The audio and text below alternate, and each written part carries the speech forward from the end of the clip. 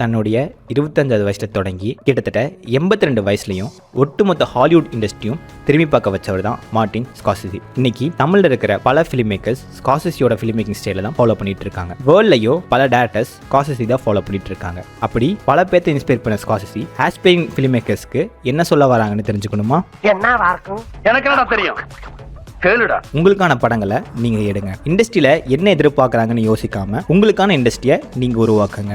பண்டைய காலத்து ரோம்ல நம்ம படைப்பை ஓடியம்னு சொல்லக்கூடிய இடத்துல எல்லோரும் முன்னிலையிலும் வெளிப்படுத்துவாங்க. இன்னைக்கு அதோட மாடர்ன் வெர்ஷன் தான் மூவி தியேட்டர். ஒரு சின்ன கேமரால எடுக்கிற படத்தை ஒரு பெரிய ஸ்க்ரீன்ல 1000 பேர் ஒருங்கிணைஞ்சு பார்க்குற அந்த கம்யூனல் எக்ஸ்பீரியன்ஸ் தான் ரொம்ப முக்கியம். இப்படி தான் படம் எடுக்கணும்னு காலம் மாறி டெக்னாலஜிக்கல் யூஸ் பண்ணி எந்த அளவுக்கு உங்களால் முடியுமோ தைரியமாக எடுங்கன்னு ஆஸ்பைரிங் ஃபிலிம் மேக்கர்ஸ்க்கு ஸ்கார்செஸி சொல்கிறாரு. நோட் பண்ணுங்கப்பா, பின்றாம்பா.